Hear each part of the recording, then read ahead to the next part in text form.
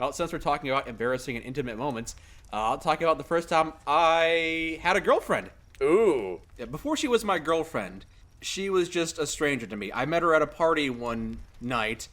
A couple days later, she gave me a call. I picked up the phone and said, "Who is this?" And she said, "Oh, this is so-and-so. We met at that party. You want to hang out?" And I went, "Oh, it's weird. Okay.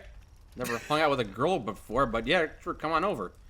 And then it became a regular thing. She would come over every once in a while. We'd hang out. We'd play video games, like friends do. It was nice to have a friend, you know? Mm-hmm. I was very introverted, so the only way I actually made friends was if they contacted me first. So I was happy to have her as a friend. We'd always relax on my futon, which was always folded down. It was my bed, futon, couch. Futon bed. Yeah. And one time, I sat down on the couch next to her, but our backs were touching. And that was... Oh, my. That was the first time that had ever happened. And my mind went racing. Oh, no. Oh, no, I sat too close to her. And now our backs are touching. But she's not recoiling. Do I move? No joke. What do I do in this situation? Well, it's warm and comfortable, and I don't mind it. She doesn't seem to mind it, so okay. This is fine. So we had our backs touching for a while. And then at the end of the night, she took off, and, you know, that was that. But she came over the next day. Still playing video games with me, laid down on my bed, and, you know. And I laid down next to her, and then, uh-oh, I got too close to her. This time our sides are touching now. What do I... Is she gonna react? Is she okay with this? She was okay with the back thing. Is she okay with the side thing? But she didn't seem to have any adverse reaction. She didn't say anything. She didn't say, "Oh, our arms are touching." No, she's just quiet too. She's not saying anything. I'm not saying anything. No one is saying anything. It's incredibly awkward. And then, you know, it was time for her to go home. Bye. See you later. And she came over the next day on a Wednesday. Oh, okay. 3 days in a row is not normal for us, but... It's weird. And I was laying down on the bed with my arms splayed out, and she laid down next to me by my side and put her head on my arm. Her head is on my arm now. How scandalous. Our sides are touching, and her head is on my arm now. Are we still friends? What is this? What is going on? I don't understand.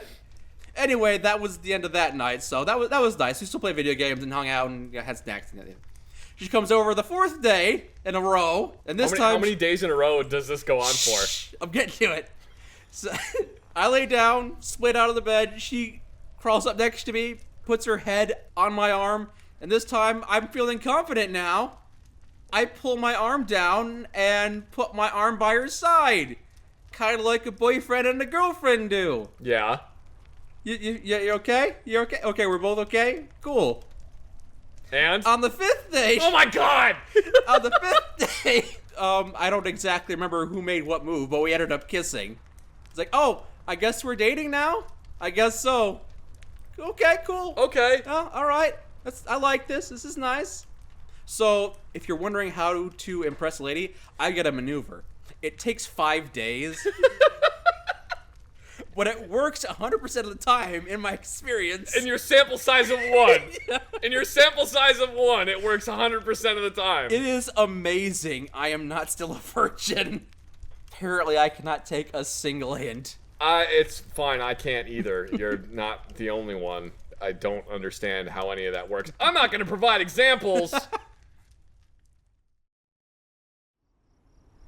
Since we were talking about not living up to expectations. Yes. I was put forward a grade. I skipped pre-kindergarten, which a lot of my fellow students went to. Okay. In middle school, I was considered to be really gifted when it came to math classes. Mm-hmm. And I was doing so good in math that they decided to put me in an advanced math class. Ooh. The Christian middle school I went to didn't have enough students for that. So to go to the advanced math class, I would take a bus to the nearby public school and join the rest of the students there for their advanced math class. Fun. But this advanced math class wasn't really that much about mathematics. It was more like a bunch of Mensa tests, you know, things like, how far can a dog run into the woods? Halfway, because then he's running out of the woods. Like, logical things like that. What? Oh, you never heard that one before? No. Well, that... How far can a dog run into the woods? Halfway, because then he starts running out of the woods. Okay. Yeah, little things like that. More like logic things, like two fathers and two sons are standing on a boat, but there's only 3 people on the boat. How does that work? There's 2 fathers and it's a dad, his son, and his son. Yeah, it's a grandfather, son, and father. Yeah, so it's like it's not actually math puzzles. It's more logic puzzles and things like that, trying to make you think outside the box. Okay. So those are the classes that I went to on some of the afternoons. When I was at my normal Christian school, I felt really smart. You know, one of the best math students around. Mm-hmm. And then they would bus me to the public school where we were doing these logic puzzles, and I felt like the biggest idiot in the world. Oh. I had such a hard time with it. I liked it, but there were a lot of moments where I really felt like an idiot. There was one puzzle that sticks with me to this day. I've forgotten almost everything else about that class, but there was one puzzle that they gave me to solve. They gave me a 6x6 grid. Mm-hmm. The first 6 boxes were already filled in. A, B, C, BB, D, BC. Solve the rest of the 6x6 puzzle. Okay. And I'm just sitting at my desk, staring at this puzzle. How do I solve? Is there a pattern? Is there a rule? Yeah, there's a pattern and there's a rule. Okay. Then I guess the next row is E, F, G. No, that's incorrect. Okay. Can I get a hint? Yes. Box 16 is BBBB. Oh, okay. That doesn't really help me in the slightest, but thank you. Okay. I'm confused too now. I'm just sitting at my desk, and everyone else is around me. They're doing these puzzles too. They're doing other puzzles along the same lines. And I'm just sitting at this desk with my head in my hands, trying not to let everybody see me crying my eyes out, trying to solve this puzzle. Oh, I don't understand it. How are you supposed to figure this out? I'm supposed to be so gifted and smart, and I can't figure this out. I'm so dumb. I'm a fraud. I'm not smart at all. And so I gather myself up, dry the tears from my eyes, compose myself a bit, and go to the teacher. Can I get another hint? And exasperated, he goes, okay, look.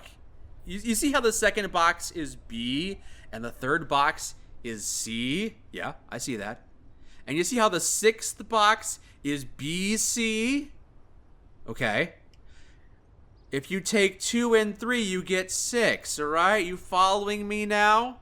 What can you do with 2 and 3 to get 6? Man, I'm lost. That's exactly how I felt.